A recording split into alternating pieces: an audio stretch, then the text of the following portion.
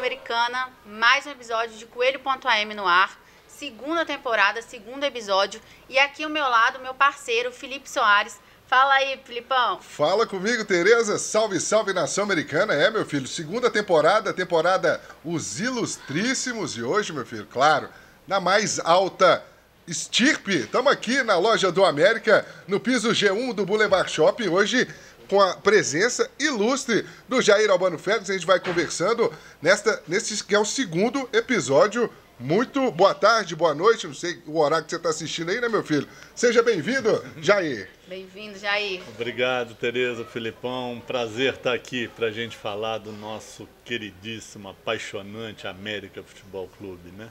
É uma temporada que a gente vai falar não só dos torcedores, mas os torcedores que realmente vivenciam e também fazem parte da história do América, né, Tereza? Isso aí, vale lembrar que essa temporada ressalta a paixão do torcedor pelo América. E com o Jair não ia ser diferente. Todo mundo sabe que ele é o filho do grande ídolo Jair Bala, mas a gente quer conhecer mais do Jair Albano, não é mesmo? Estamos aí. O Jair Albano Félix, ele é formado em Ciências da Computação e aí tem aí uma história no futebol, como a gente fala, né? Viveu os dois lados da moeda, viveu o futebol do lado do atleta e viveu também a parte da arbitragem. Como que foi isso? Tendo principalmente essa relação, né, com o nosso eterno ídolo. Pois é, eu fui torcedor, eu fui jogador de futsal, né? Disputei campeonatos até pelo América também, e árbitro de futebol, e gerente de futebol da América por um período também. Então quase que eu passei por todas só falta imprensa agora. Mas de vez em quando a gente dá essas entrevistas, aí a gente se sente um pouco, né? Participei de todas as searas. Como árbitro foi por acaso, assim. Amigo me dizendo, Jair, você leva jeito, você tem coisa, eu sou árbitro, e eu acho que você tem muito mais jeito do que eu para isso. Aí, certo dia, nesse dia, foi uma quinta-feira que meu pai estava sendo homenageado em um lugar, eu encontrei esse meu amigo. No domingo, no final de semana, eu fiquei com aquilo na cabeça. Aí no domingo tocou a campainha na minha casa. Aí eu olhei assim da janela, ela de vidro lá em casa, a gente conseguia ver a rua. Márcio Rezende de Freitas tocando campainha. 4 dias depois desse meu amigo falar isso. Aí eu cheguei, o que o Márcio Rezende de Freitas está fazendo na minha casa, gente? Nunca vi, não conhecia, assim, não sei da televisão. E ele estava com um livro de regras. Falou, você é filho do Jair, né? Sou. Pois é, meu sogro é seu vizinho, disse que você morava aqui, eu vim aqui, eu devo esse livro de regras para o seu pai há quase um ano. Entrega para ele, para mim, por favor. E ele me entregou, meu pai nunca viu esse livro, eu fiquei estudando lá no domingo, achei aquilo interessante. Na segunda-feira eu liguei e fiz minha inscrição no curso de árbitro. E o seu pai te apoiou no primeiro momento? Achou que era loucura da sua parte? Eu nem falei com ele. No primeiro momento eu nem falei com ele. No fim do curso, quando eu já estava prestes a formar, aí eu disse a ele, pai, estou finalizando um curso de arbitragem, que você é doido. Aquele jeitão dele, você tá doido, você quer, mas se você quer isso. E ele apoiou, e apoiou muito, assim, e sofreu muito, né? Porque pai e mãe de árbitro sofre também, demais. Viu? E foram 15 anos? Foram 15 anos, sendo 10 anos na CBF. E aí saí do futebol amador até chegar na Série A do Campeonato Brasileiro. E aí, você vivenciando dentro de casa o ídolo do futebol como o Jair Bala, como que era essa relação? Não só o ídolo, você já tinha essa noção do que representava o Jair Bala para o futebol e principalmente para o América, quando criança? Eu comecei a frequentar campo com 8, 9 anos de idade. Eu ia assim, muitos jogos do América, levado pela minha mãe quando meu pai era técnico do América. Eu tinha cidade, foi a época que eu comecei a ir a campo, já estava maiorzinho, né? E a gente tinha um pouco, eu tinha noção, assim, o carinho que a torcida tinha pelo meu pai. Então, eu conheci a história do meu pai toda através da torcida. Foi os torcedores do América mais velhos do que eu que contavam toda a história do meu pai jogando, que eu não vi meu pai jogando, eu vi meu pai técnico. Então, Bifano, Chico Preto, Francisco Santiago, Miguel Santiago, que nos deixou há pouco. Todos esses torcedores mais antigos do América, fiéis, sempre eu chegava em campo e eles me contavam uma história do meu pai. E assim foi. Então eu sei muito a história do meu pai pela lente dos torcedores do América, pela torcida. E como que era a sua relação com seu pai em casa? Todo mundo sabe como era o ídolo Jair Bala, mas como que era o ídolo Jair Bala em casa? O pai do Jair. O pai do Jair cobrava muito que eu estudasse, sempre. Ele nunca foi de muito apoio que eu seguisse uma carreira como jogador, como uma coisa profissional. Porque talvez ele não teve essa oportunidade do estudo, então ele exigia e queria sempre muito que a gente caminhasse mais pela escola, jogando um futebol ali, um futsal, mas que não era nada. Na época o futsal nem tinha essa ideia de profissionalismo que tem hoje, era né? Outro formato, era outro formato, era futebol de salão, sim, né? Era outro esporte até, né? Era futebol de salão. Então eu joguei bola a vida inteira, assim, né? Como diversão e como competição também, né? Em um determinado momento. Mas eu cobrava isso. Às vezes um pouco ausente, né? Porque essa vida de técnico de futebol, uma hora está aqui, outra hora está morando lá, e às vezes eu não podia acompanhar por questão justamente de escola e de estudo, de estar com ele em todos os lugares que ele estava passando, né? Então ficava muito aqui, às vezes com a minha mãe, às vezes minha mãe ia também embora com ele, eu ficava com a minha avó. Então essa relação ela foi maior mais para frente, quando meu pai foi deixando de mexer com a questão de ser técnico de futebol, e foi virando comentarista e ficou mais aqui em Belo Horizonte, que a gente teve mais essa relação de pai e mãe, e eu já estava maiorzinho. Mas é aquela pessoa brincalhona, jogava bola comigo nas férias, na praia, a gente sempre ia para o Espírito Santo, que é a terra dele, né, para ver meus avós. Então a gente sempre lá em Marataízes, que é a praia mais próxima da cidade dele, que é Cachoeiro de Itapemirim, e sempre jogando bola comigo na praia, brincando de bola comigo na praia, era assim. Durante a semana, durante o ano, ele não jogava, acho que futebol devia cansar, ele era o esporte, ele chegava em casa, me ver jogando bola, nossa senhora, aí já era demais para ele. Mas aquela pessoa agradável e simpática, brincalhona, igual vocês têm essa percepção. Ele era assim dentro de casa também. Eu tenho até uma curiosidade, né? Pai jogador de futebol, técnico dos grandes, e como que é essa convivência? O pai que é jogador de futebol, ele ensina o filho, porque eu sei que já tive notícia que você foi um habilidoso, né? Um canhoto habilidoso, jogou futsal aí. O pai ensina, ó, meu filho, chuta assim, já vai ensinando os atalhos do campo. Como que é essa relação também? O pai que gosta do futebol também ensinando, passando para o filho a paixão, né? E também os ensinamentos das técnicas. Eu ia, as minhas férias, eu lembro de 78, meu pai era técnico, eu tinha 9 anos de idade. Eu ia em todos os treinos de julho, todos.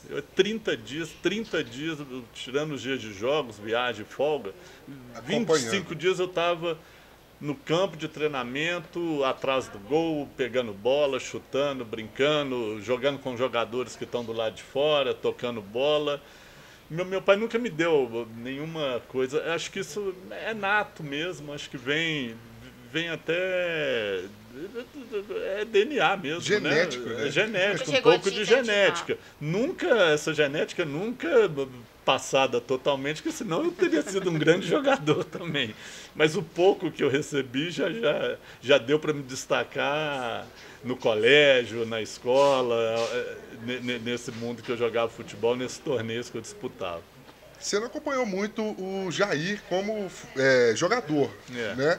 Zero. E aí o Jair Bala é o terceiro técnico com mais... Aliás, é o técnico que tem o maior volume de jogos na frente do América. Isso. Como que é a parte do técnico? Muita gente fala do jogador, do ídolo que foi o Jair como jogador.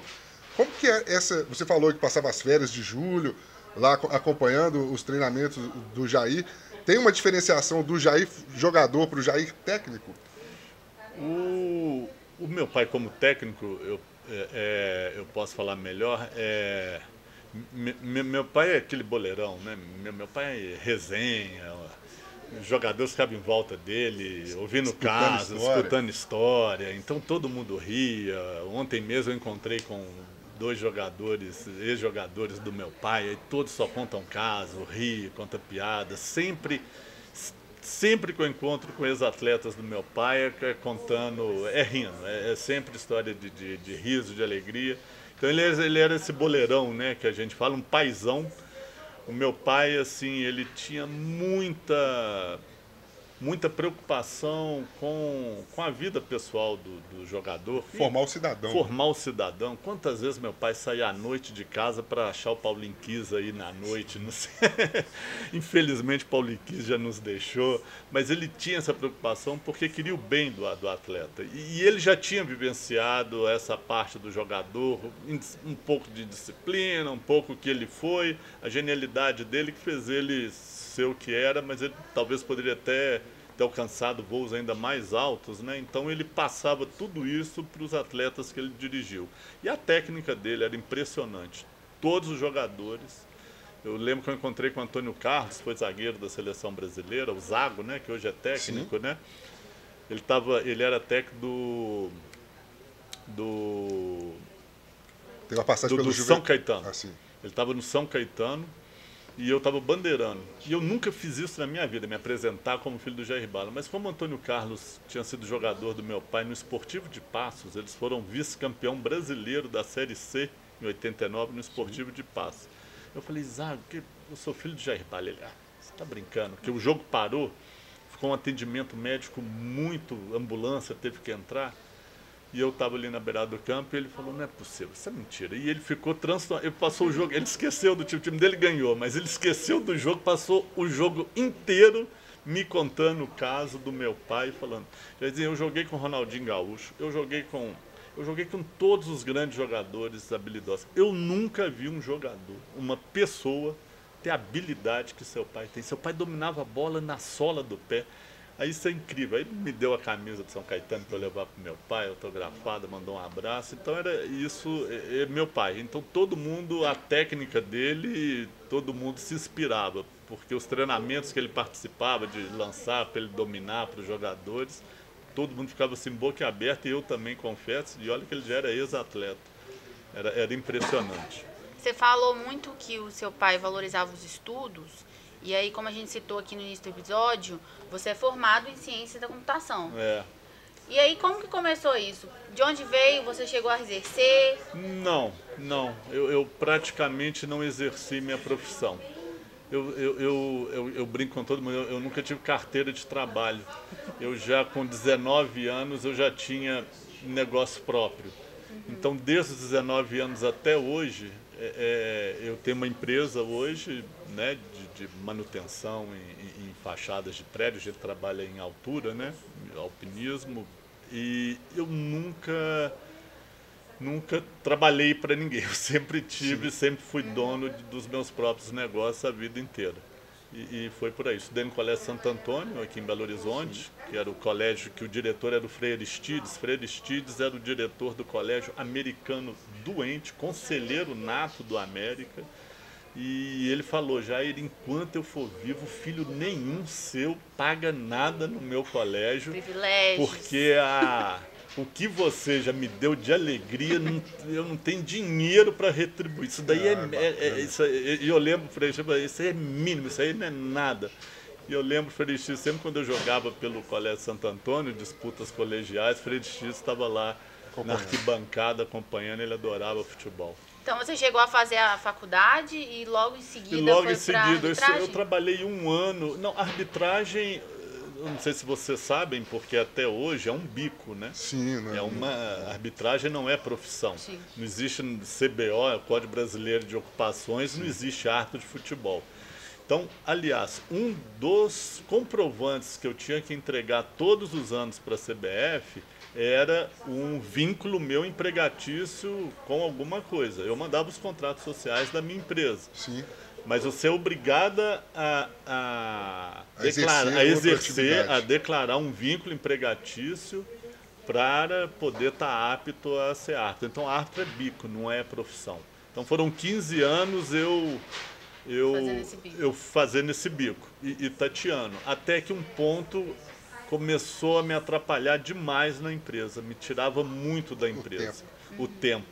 E eu parei até 3 anos antes do que poderia ser por incompatibilidade, porque você está escalado em Fortaleza, quarta-feira à noite, a CBF te manda passagem terça-feira, você voltar na quinta, são 3 dias longe de trabalho. E acaba que aí, nesse meio tempo você está trabalhando, no final de semana você tem que voltar de novo. Que voltar de novo. E aí não tem nem um tempo de descanso.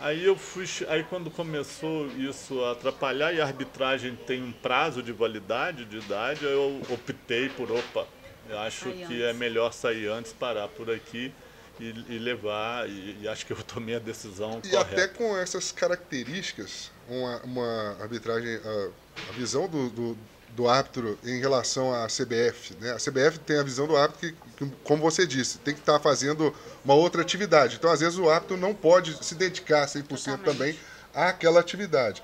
Você, empreendedor, ali o Márcio Rezende Freitas vai lá, te entrega o livro de regras, começa a exercer a atividade, né? O curso lá da federação, você começa a exercer a atividade. Como era bandeirar, como era ser árbitro nessa época? E aí, já emendando, como você vê hoje a arbitragem em relação a essa época que você atuou?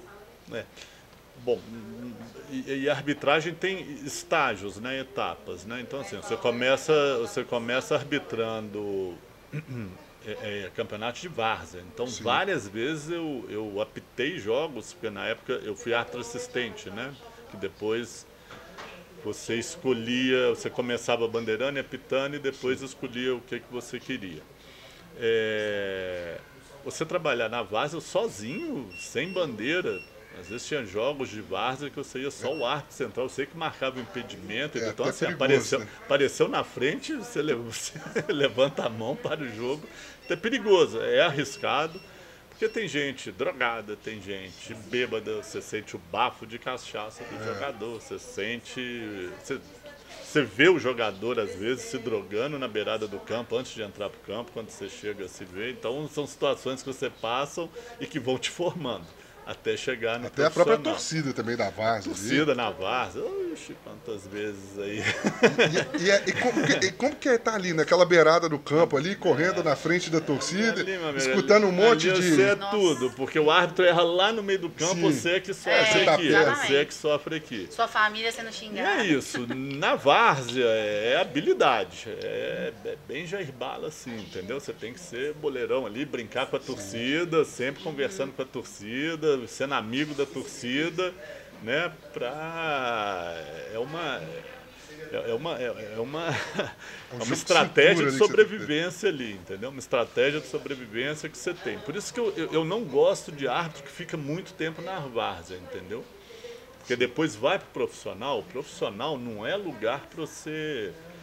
Não tem muita conversa. Um lance aqui, deixa passar, um lance ali, porque na várzea você administra o jogo mesmo. Você administra cabeça dos atletas ali, saiu na frente, está 3-0, para que 4 num lance que é justo e você não tem bandeira, levanta, que não vai prejudicar, então você administra muito. Agora, no profissional não é isso, é ou não é. Por isso que eu acho que várzea é um lugar fundamental para se passar, mas não é um lugar para ficar 5 anos para começar a arbitrar jogos profissionais ou mesmo categoria de base.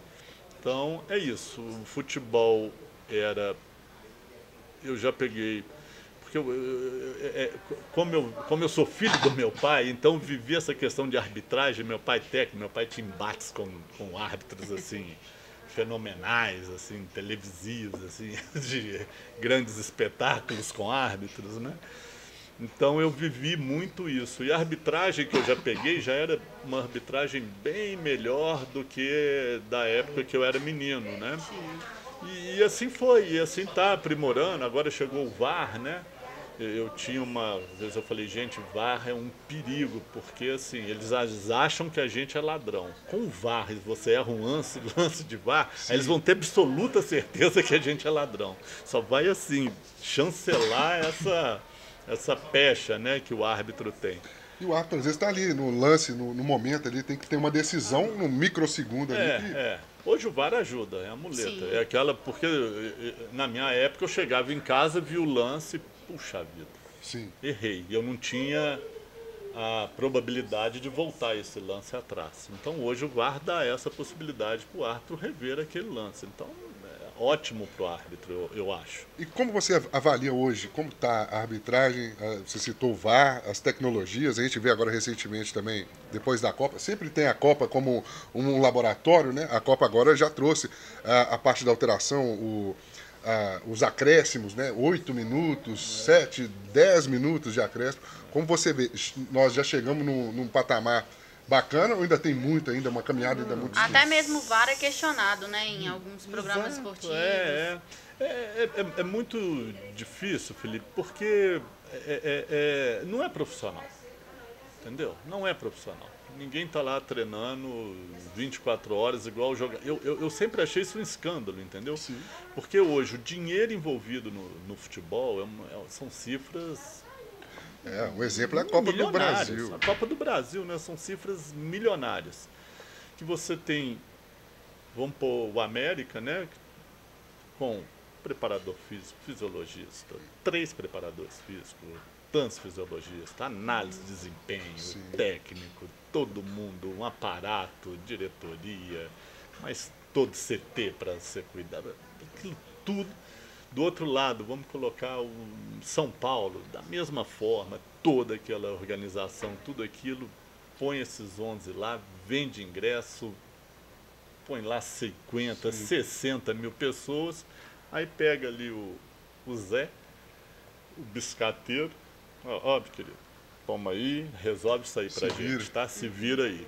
E geralmente essa pessoa se torna a válvula de escape para esses que E muitas vezes. que tem o dinheiro, que tem coisa, né? Os erros do atleta, os erros da diretoria, os erros do técnico querem imputar no árbitro ali, né? Que é o que menos tem condição para acertar. E não tem, às vezes, o respaldo, E né? não- Você tá falando ali, por exemplo, você citou, coloca ele lá. Mas aí se desse o suporte para ele quando ele demandasse, quando fosse preciso. Mas não, aí deixa na linha de frente também. Deixa né? na linha de frente ali. E é muito confortável para algum dirigente imputar ao árbitro sempre uma derrota ou um insucesso, né? Às vezes é confortável também, né? Mas é isso, enquanto o árbitro... E nem com a profissionalização vai ter 100% de acerto, né? O futebol é profissional e jogadores erram pênaltis aí todo E dia. está cada vez mais né? rápido, né? A gente falou isso da Exato. velocidade da decisão. O Exato. próprio futebol em si Isso. é um esporte hoje mais rápido do que... Velocidade Agora os árbitros também vão melhorando, né? Como em toda profissão, tem os bons, tem os médios, tem os ruins, entendeu? Tem que ir selecionando para que os bons estejam sempre aí em ação. Agora, o Filipão citou aqui que você viveu várias vertentes do futebol, atleta, arbitragem e também você trabalhou no América. Logo Isso. depois que você largou a arbitragem, você veio trabalhar no América. Como que foi esse período para você? Foi muito interessante, assim. Aí a mágica, assim. Aí junta paixão com Aí a... junta junta paixão com a vontade de acertar. E eu trabalhei no ano do centenário, então era um ano de muitas festividades. Então foi um ano assim, bem legal, assim, de inauguração da independência, né? O meu pai deu pontapé inicial na inauguração. Esse daqui que está do meu lado aqui, ó. Giva. Grande Giva, é o técnico, uma pessoa fantástica, assim, os dois aqui que estão me ladeando, né? Estou bem ladeado. A humildade dessas duas pessoas aqui é para ficar para todos aqui dentro do América. E não era uma entendeu? coisa forçada, né? Isso aí é natural. Natural. Incrível Natural. incrível como qualquer Natural. situação. Você citou bem, os dois, qualquer situação, eles são os mesmos. Os mesmos. Não muda. O Givanildo, meu pai, é a mesma pessoa dentro de campo. O Givanildo dentro de campo é a mesma pessoa, do lado de fora é a mesma pessoa. Meu pai é a mesma pessoa que ele era ali na televisão, ele é ali dentro de casa, ele é brincando, ele quando briga na televisão, porque ele briga também dentro de casa às vezes, o Givanildo um pouco mais turrão, Givanildo mais fechadão, mas uma pessoa muito bacana, menos falante que meu pai, né? Mas uma pessoa fantástica, e eu tive o privilégio de trabalhar 1 ano praticamente do lado do Givanildo, e ele contava muitos casos do meu pai também, então ele... E foi difícil auxiliar essa paixão com a gestão aqui dentro? Trabalhar no clube de futebol não é simples, né?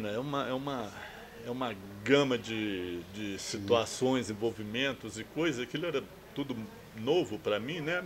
Apesar de eu ter vivido muito esse clima de vestiário, desde criança, então, vestiário com jogador, eu não entrava no vestiário do América com aquela coisa, porque às vezes um torcedor hoje assumir uma posição dentro do clube, vai entrar no vestiário e ficar olhando para o jogador, assim, achar aquilo tudo, trocando uniforme, né? Aquilo para mim foi minha vida inteira, então eu estava no meu ambiente, eu não era mas aí tomar decisões, e algumas decisões, eu nem estava numa hierarquia das grandes decisões, né? Mas ali no dia a dia, no CT, para você organizar uma coisa ou outra, foi muito gratificante e para mim foi um conhecimento assim enorme. Hoje eu posso dizer assim que eu conheço bem o futebol por isso tudo que eu passei.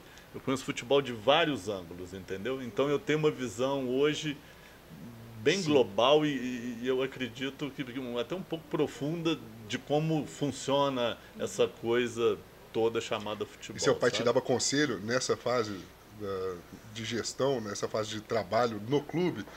Seu pai chegava e falava, ó, já vi isso acontecer. Não, sim, Falava, sim, falava. Falava muito de atitude de jogador, de atitude de pessoas da comissão técnica. O meu pai conhecia muitos, porque é engraçado, né? O futebol América, né? Você pegar o Adilson Roupeiro, o Adilson está aí há 500 anos. Sim. Adilson trabalhou com meu pai lá atrás, trabalhou comigo e está aí ainda. Eu vou embora e o Adilson vai estar aí trabalhando com o pessoal. Então tem pessoas que meu pai conhecia muito, Zé Profeta, a turma toda, né? Era e vários outros, né? Ali conheciam o meu pai, e isso foi até um facilitador, porque quando eu chego filho dele, eu já herdo de cara a empatia, a simpatia daquelas pessoas pela figura do meu pai transfere para mim. Então, para mim, fica mais fácil só não estragar, que eu sei que tem uma boa relação, e eu tive uma ótima relação com todos da comissão técnica, e todos ali do CT no período que eu tive aqui. Algum momento da sua vida você sentiu uma pressão de representar o que seu pai carregava como atleta, talvez? Ou nunca sentiu nada? Não. Igual eu nunca cheguei em lugar nenhum, e eu árbitro 15 anos, então rodei muito Minas Gerais e rodei um pouco do Brasil também, né? Mas eu nunca cheguei em nenhum lugar, eu sou filho de Jair Bala. Nunca na minha vida, a não ser essa vez com o Zé que eu contei aqui atrás, e talvez 1 ou 2 vezes especificamente, aliás, já me apresentei, mas em questões sociais, aí não era no trabalho. Né? Mas eu vi uma pessoa ali, eu falei, não, meu pai fala muito dele, um ex-jogador. E aí eu ia lá e falava mais para ver, para ouvir o que essa pessoa tinha para falar do meu pai. Histórias. Nada mais, histórias. Igual tem umas boas assim lá no Rio de Janeiro que eu já encontrei Hildo e Paulo César Caju dando uma entrevista para a TV francesa na época de Copa do Mundo. E eu falei com o Hildo. Hildo foi jogador da seleção de 62, campeão mundial. Paulo César Caju também jogou na França. Paulo César Caju também jogou na França. E o Hildo era muito... Meu pai falava muito do Hildo lá em casa. E devia ter 40 anos que meu pai não viu o Hildo. Aí eu me aproximei do Hildo, aí eu liguei. Ele falou, você não acredita, você é filho do Bala. O Paulo César Caju, aquele jeito dele. Poxa, seu pai jogava pra caramba, não sei o quê, não sei o quê. E ficou no telefone 40 minutos com meu pai. Eu liguei para o meu pai e falei, pai, eu estou do lado de um amigo seu aqui, conversa com ele. Aí ele ficou com o telefone lá, eu até saí de perto, voltei meia hora depois, ele ainda estava lá, e ficaram 40 minutos. Isso aqui é bacana. E como que é acompanhar a história do futebol, né? Porque aí você está citando, Paulo César Caju, seu pai substitui o Pelé no jogo dos mil gols. Como que é acompanhar de perto a história acontecendo de fato e ouvir como ela aconteceu? É muito bacana. Então, assim, o Djalma Santos, acho que morava em Uberaba, soube que eu era filho, eu estava lá bandeirando, eu encontrei com ele no final de jogo, ele ficou me contando o caso, batendo papo com meu pai.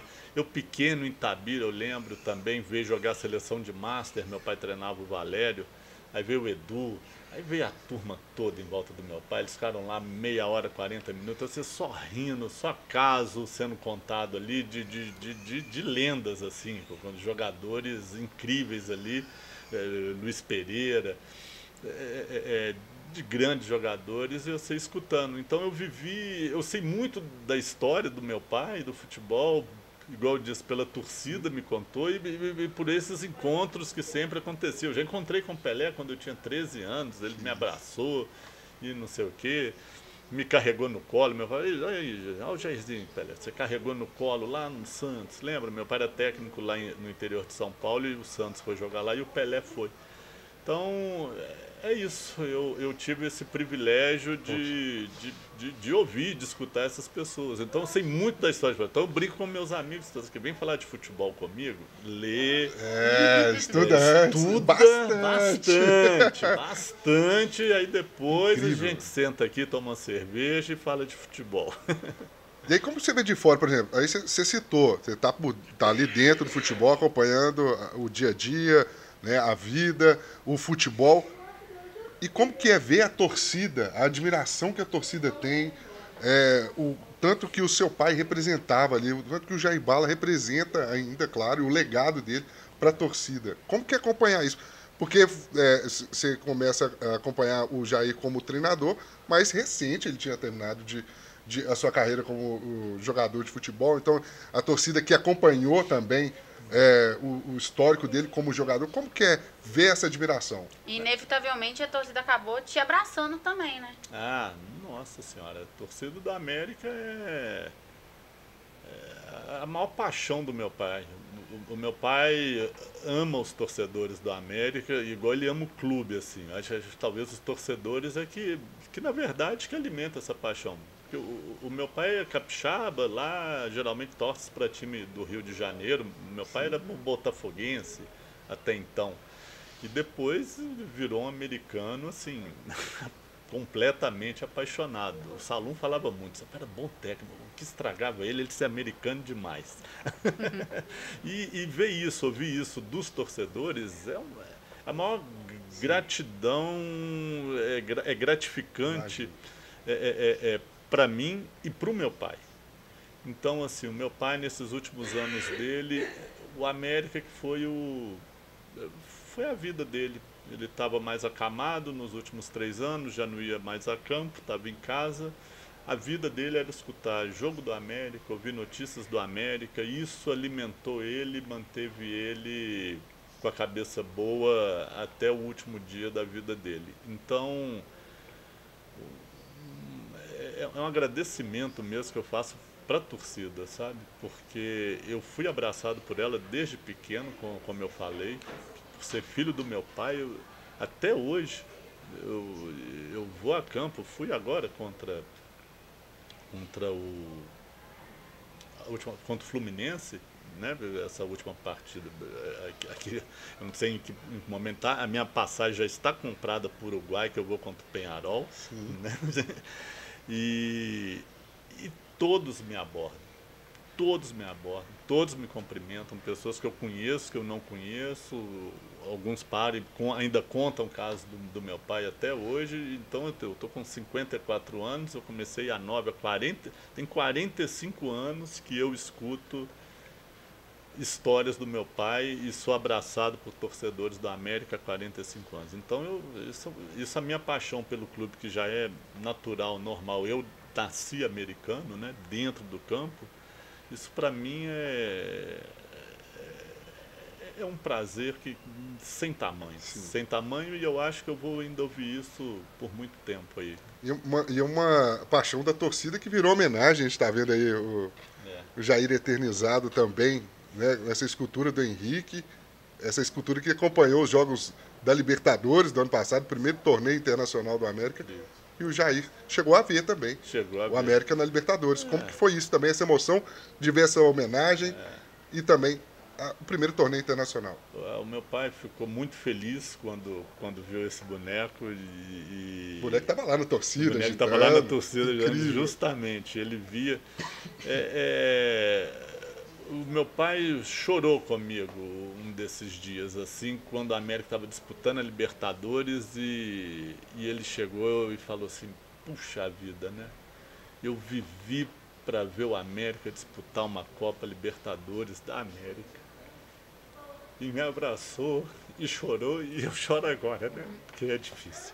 Mas é incrível, porque ele sabe que ele ajudou o América chegar ali. Não só ele, como o Givanildo que está aqui, mas todos os dirigentes, todos. Porque eu ia ver esses treinos do meu pai, era no campo do Ferroviário, era no CPOR. Eu passava lá um mês, era lá no CPOR que o América treinava, não tinha campo, não tinha estrutura, não tinha nada. Então nós estamos aqui, é porque nós somos especiais mesmo. Não existe um terceiro time em nenhum lugar do Brasil, a não ser nos grandes centros, que é Rio e São Paulo, do tamanho do América. E a gente é grande por essas pessoas. Esse é o legado dele, do Givanildo, todos esses dirigentes, todos os jogadores, a torcida que suportou. E chegamos aqui. Estamos em outro patamar. Realmente isso é o ápice para nós, né? Porque você viver no meio de dois gigantes, numa cidade provinciana, né, que é Belo Horizonte, isso é porque tem muita inteligência por trás disso, muita força de vontade de todos que trabalham aqui dentro da América e vamos subir mais, ainda temos... E é o espaço que o próprio, assim, você vê, todo mundo, você citou os personagens que criaram toda essa caminhada, né, pavimentaram esse caminho, e é uma estrada que o próprio clube também vem junto para colocar né, o clube, claro, sustentado por todos esses personagens que você citou, mas assim, que buscou espaço lá. Você disse, é uma cidade que era dividida, uma mídia que muitas vezes não dá o devido espaço também, né? O devido registro que tem que ser feito em relação à América. E o América hoje está no seu segundo ano com um torneio internacional e ainda vai buscar coisas ainda maiores. Com certeza. Nós temos um caminho longo ainda para conquistar.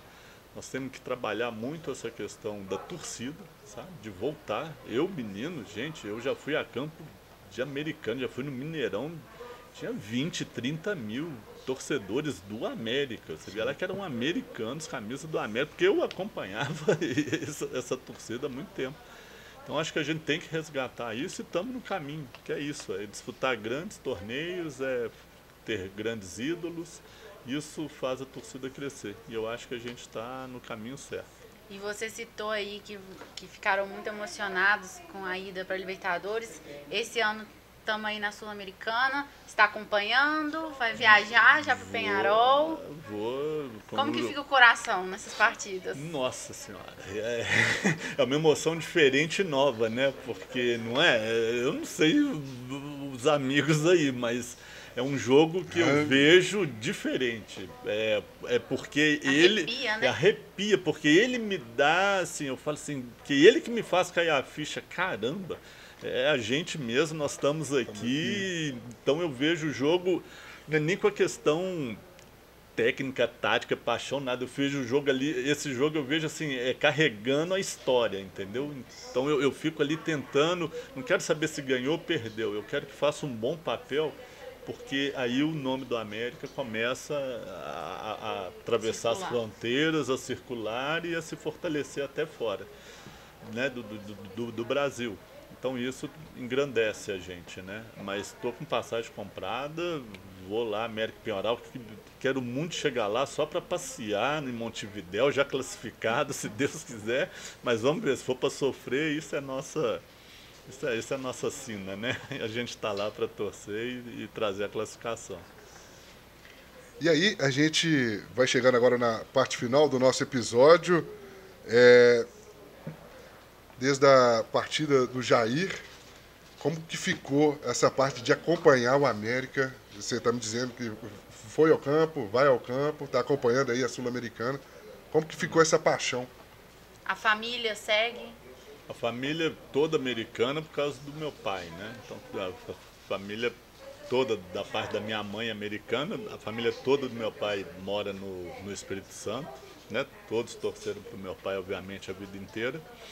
Eu afastei um pouco de torcida na época que eu era árbitro. Eu ainda arbitro na Várzea ou em todos os jogos da América, mas depois você vai atingindo, não é prudente. Também não me escalavam em jogo da América, tinha essa... Pelo fato de eu ser filho do meu pai, a Federação Mineira nunca me escalou. Nunca não, porque teve 2 deslizes e eu bandeirei somente 2 jogos da América. Nos meus 15 anos eu bandeirei 2 jogos da América. Um no Independência, que foi pela Série C do Brasileiro, contra o Grêmio Barueri, se não me engano, porque antigamente o árbitro era de fora, mas os assistentes eram locais. Sim. E a escala saía da CBF, que não tinha essa restrição, não sabia. Ia para federações locais. E a CBF mandava a escala para a federação e eu bandeirei um jogo por causa disso. E o outro, o dirigente tirou férias, teve que sair no meio do campeonato, outra pessoa fez a escala e eu bandeirei um América e Rio Branco de Andradas, lá em Andradas. Isso também foi um episódio, mas você é árbitro, você não tem time, de verdade é essa. Fui lá, bandeirei, ganhamos, o Fred fez 2 gols, fiquei feliz em off ali, mas isso não interfere. E hoje eu vou a campo, frequento o campo, eu tenho minha turma lá, a turma do Magrelo, Carlos, Caio, Guto, Léo, Dieguito, deixa eu falar o nome dessa turma, Léo Trivelato, minha turma toda de Lauzão. Então a gente tem a turma que acompanha e eu tenho os amigos de torcida, né? Renatinho, Mário, que a gente assiste jogo junto desde 15 anos, 14 anos de idade, a gente está há 40 anos ali. A torcida do América é uma família, é uma torcida diferenciada no comportamento. Sim. É diferenciado. Me desculpa os demais, não é menosprezando nem nada, mas nós somos diferentes. Só lamento para quem não é. Só lamento, é uma pena. E aí, agora a gente vai finalizando nosso segundo episódio. Eu queria que você me falasse qual que é o legado. A gente falou agora do ídolo, o que o Jair deixa para a sequência, para os próximos atletas que virão atuar no América, os torcedores. Meu pai... Os atuais também, né? Dos atuais. Tá lá teve uma homenagem bonita no vestiário, né, do América com a... Ficou lindo. Ficou muito bacana a plotagem que fizeram dentro do vestiário. Eu acho que ali o grande legado que meu pai deixa é a paixão pelo clube, jogar com essa paixão que ele tinha pelo América. Se possível, a técnica, se puder aproximar a técnica dele, eu agradeço muito enquanto torcedor.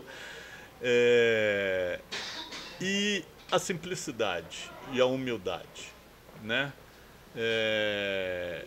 Tratar do mais humilde torcedor, do mais humilde profissional dentro do clube, ao presidente do América, da mesma forma. Ou talvez até mais os mais simples, o meu pai tratava com mais distinção, com mais preocupação do que talvez os dirigentes. Então porque isso que faz o ambiente ali, que faz ali dentro. E o meu pai sempre teve bom ambiente onde ele foi, porque ele sempre foi uma pessoa preocupada com todo mundo. Ele dá atenção para todo mundo o tempo inteiro. Então ele é preocupado com o aluguel da lavadeira do clube. Essa é a preocupação. Todos os clubes que meu pai foi, o bicho, uma parte do bicho dos atletas tinha que ser para as lavadeiras, para os jardineiros, para a turma que cuida do CT, sempre. E quando eu fui dirigente do América, eu herdei isso dele e fiz isso enquanto eu era. A gente tirou 15% daquele valor que era para ser distribuído, eu pegava 15% e distribuía para todos que trabalhavam ali no CT. Incrível. Coisa. Porque essas pessoas sentir pertencer, entendeu? Elas têm que sentir pertencidas ao clube, pertencidas ao América, entendeu? E muitas vezes a gente só vê o que está na frente das câmeras, né? A gente não vê o que está por trás. Gente, o gramado do CT, quem poda o gramado é de uma importância, quem cuida do gramado é de uma importância assim, fundamental. É fundamental. As pessoas, quem lava os uniformes, quem prepara tudo, essas pessoas são fundamentais. E meu pai sempre teve esse olhar, eu herdei isso e gostaria que ele deixasse esse legado, entendeu? Mas o América tem isso. Eu acho que essas pessoas todas, de tanto fazer, acho que o América, e espero que hoje isso ainda esteja enraizado aí no clube. É isso, né, Tereza? É isso aí. Que episódio incrível, hein, Nação Americana? Um presente para vocês. É isso, eu queria agradecer mais uma vez ao Jair pela participação, agradecer você que está em casa, no trabalho, na escola, em qualquer lugar, porque vale a pena sempre acompanhar essas boas histórias, é a nossa história, e aí você acompanhando essa segunda temporada do Coelhão.am e temporada Ilustríssimos. Mais uma vez, muito obrigado, queria que deixasse um recado para a Nação Americana, falar um pouco aí para o que nos aguarda para essa temporada 2023. É o segundo ano que a gente disputa um torneio internacional. A gente falou das histórias do Jair, das suas histórias. Queria que você falasse para a Nação Americana, para essa sequência aí, de americano para americano. Vamos firme. O nosso lema é esse, é sofrer, ter paciência. O time começou tá um pouco... desajustou um pouquinho, mas eu tenho muita confiança nesse plantel, tenho muita confiança nessa direção e eu acho que a gente tem que ir a campo, sabe? A gente tem que voltar, tem que ir a campo, temos que lotar o Independência, temos que encher pelo menos aquela nossa parte ali, expandindo, dar apoio à torcida, porque Sul-Americana não é para qualquer um. Tem muito time né, de expressão aí que gostaria de estar ali, não está, e nós estamos. Então nós temos que lutar e defender esse pavilhão. Vamos em frente, vamos para frente, que eu acho que nós temos ainda muito a conquistar e estamos no caminho certo. Mas depende da gente também, vamos a campo. Muito obrigada, Jair, por ter aceitado nosso convite.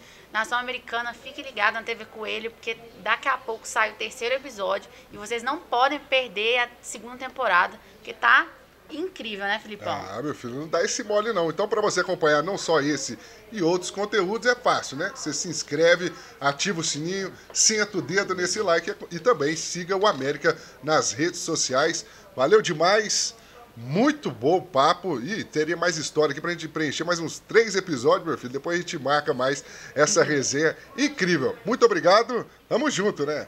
Valeu!